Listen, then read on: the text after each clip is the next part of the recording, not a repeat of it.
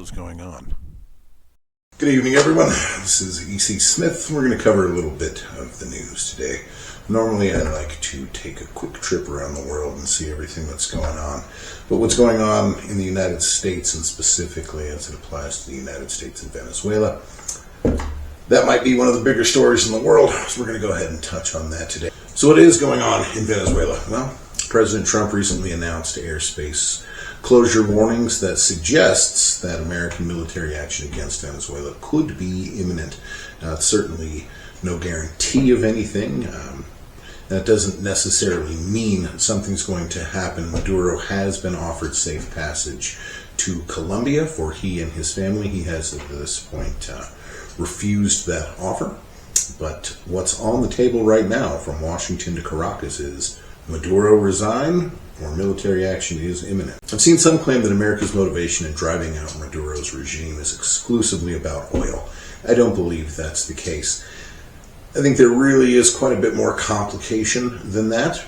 And while it does stand to reason that a friendly government in Caracas would be a boon to the American oil industry and American oil companies, Washington's motivations in Venezuela are really multi-layered and quite a bit more complicated than simply oil. We're not going to cut the Gordian knot of America's motivations against Maduro's regime with something as blunt and simple as oil.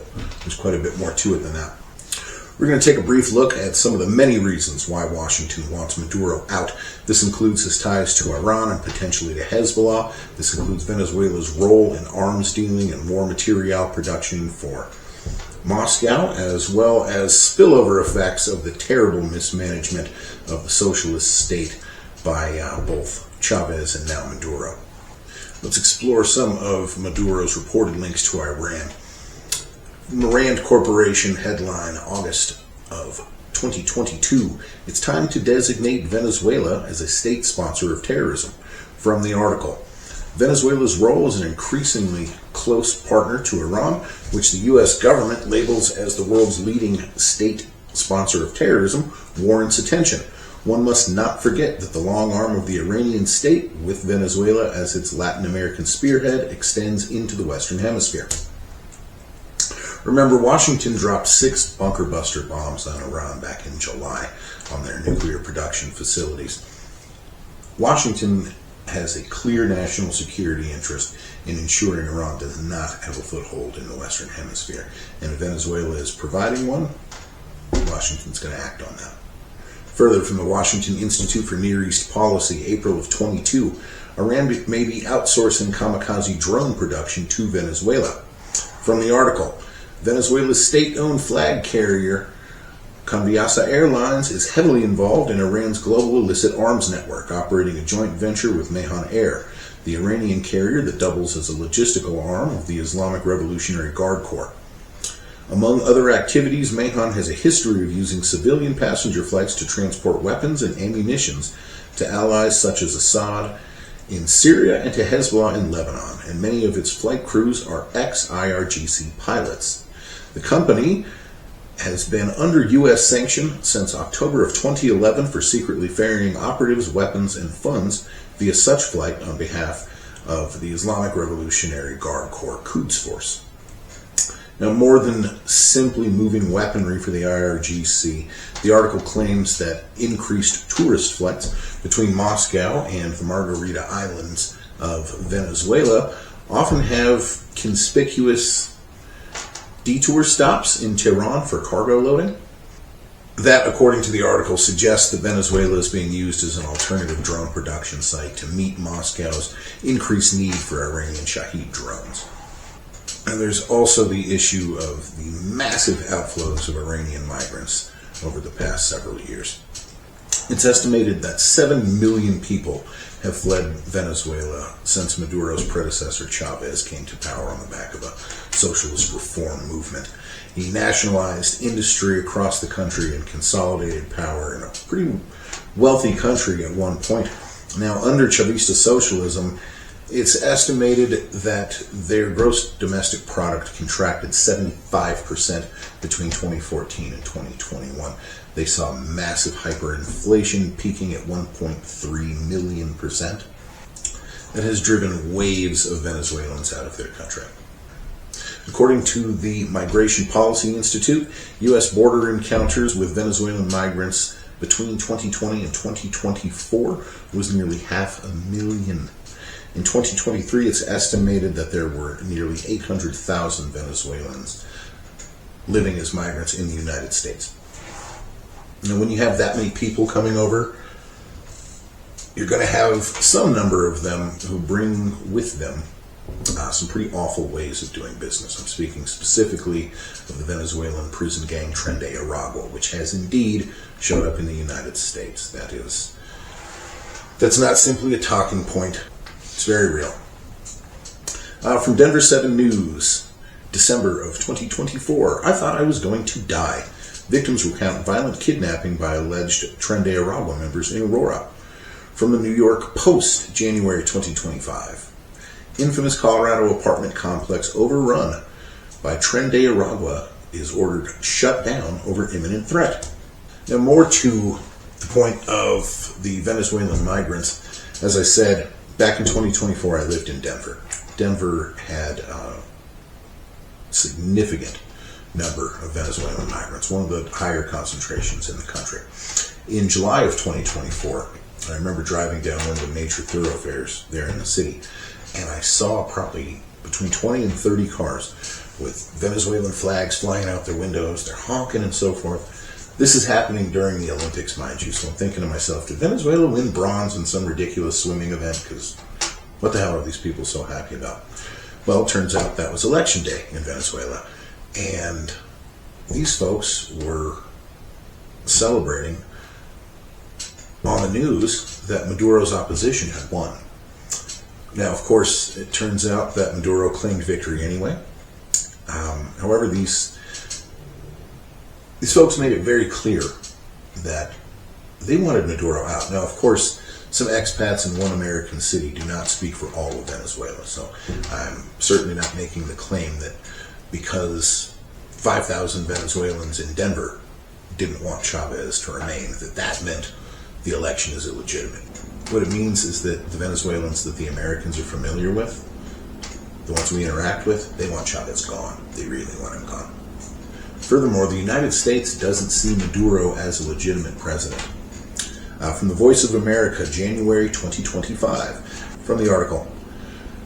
In a statement, Secretary of State Anthony Blinken called Maduro's inauguration illegitimate. He wrote, "The Venezuelan people and the world know the truth. Maduro clearly lost the 2024 presidential election and has no right to claim the presidency. In solidarity with the Venezuelan people," said Secretary Blinken, "the United States and its partners around the world are taking action.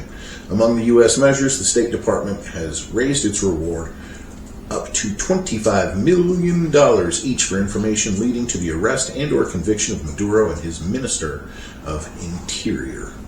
So is oil alone compelling Washington to act in Venezuela?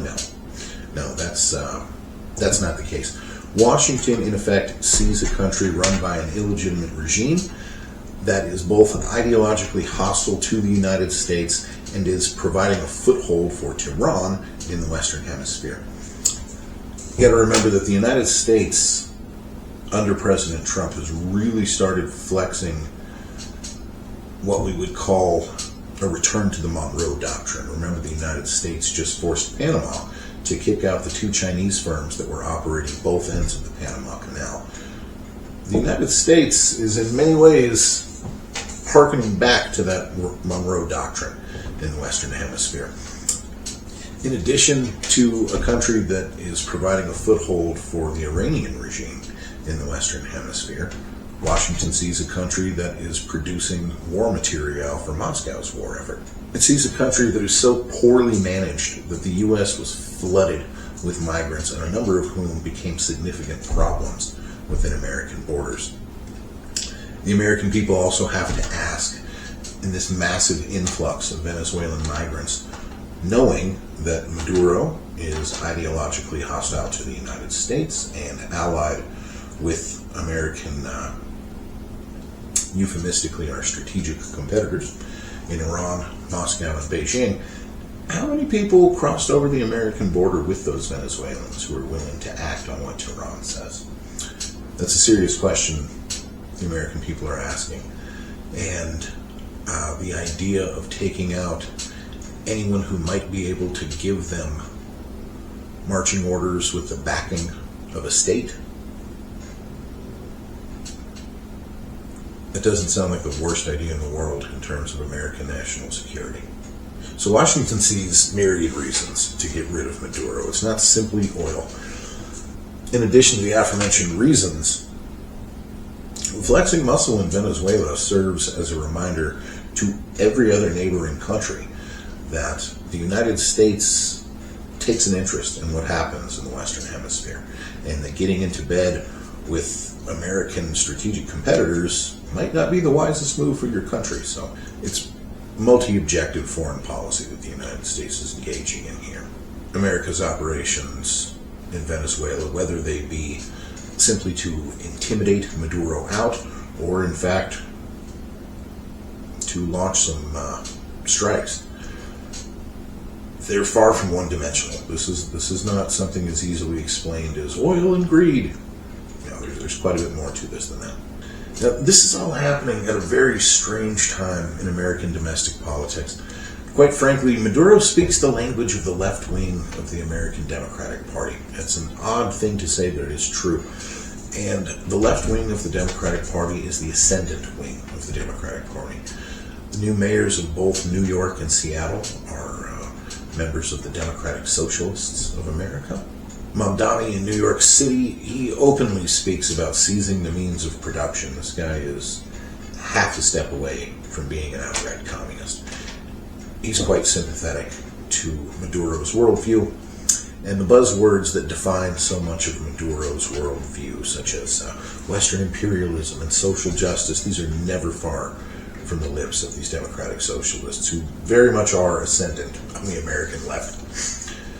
So, that being said, Maduro has ideological sympathizers, not just within the United States. This is not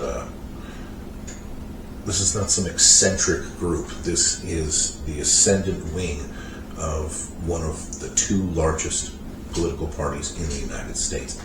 You know, the American college kids that you see so hungry for socialism these days, waving the Palestinian flag and chanting, "There's only one solution, Intifada revolution." Those are Maduro's ideological counterparts. And the Democratic Party needs them. That is a large contingent of the Democratic Party base. Without them, the Democratic Party effectively ceases to exist as a functional party. So, yeah, the Democratic Party is moving in that direction, which is rather interesting. This brings me to something else that has me exceedingly concerned. If Washington ends up taking action against Maduro's regime, it's likely going to be happening at a most unprecedented time in American domestic politics. The first time in my life, the sacred and apolitical nature of the American military has been defiled. I'll say it plainly. The actions of the American military, by whatever party is in power, those are always up for their fair game for question. People question how one party in power uses the military at all times.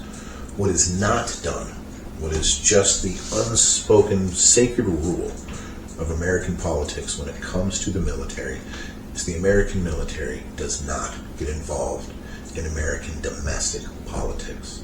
Unless you've been living under a rock for the last 2 weeks, you're aware that 6 American representatives, all veterans of either the U.S. Armed Forces or intelligence services, came out and gave what they're calling a public service announcement to American service members.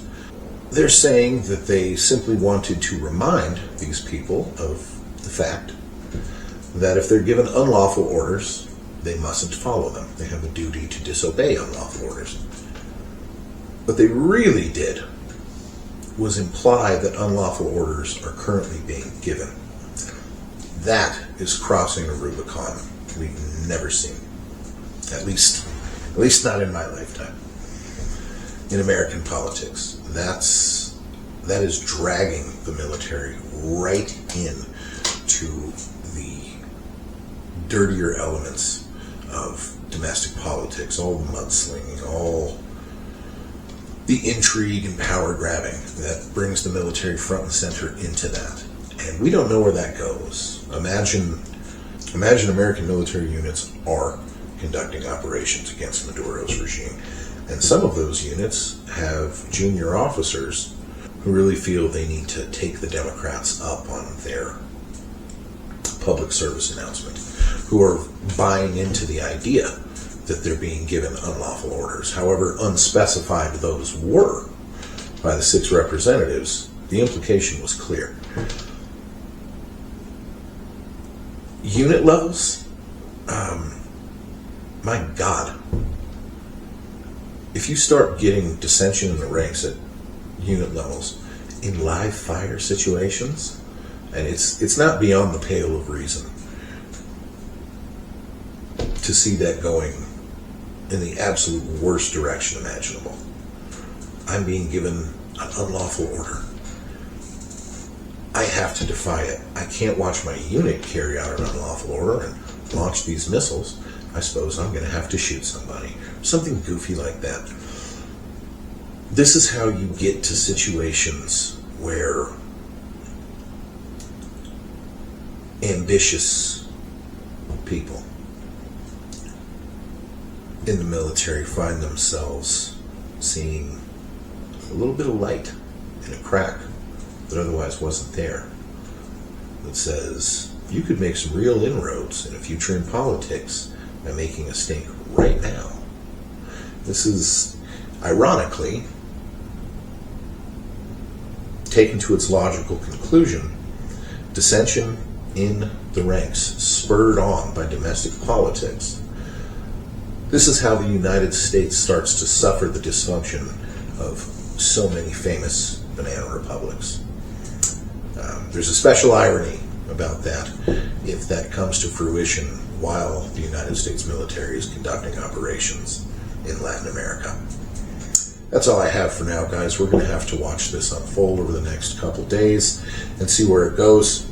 Really prefer not to see any bloodshed, so I do hope that Maduro takes Washington up on this offer and beats feet. And call it imperialism all you like. I don't know when imperialism unto itself became a bad word. I guess that's a discussion for another day. We'll get there. Thanks a lot for sticking around, friends. Have a good night. What the hell is going on?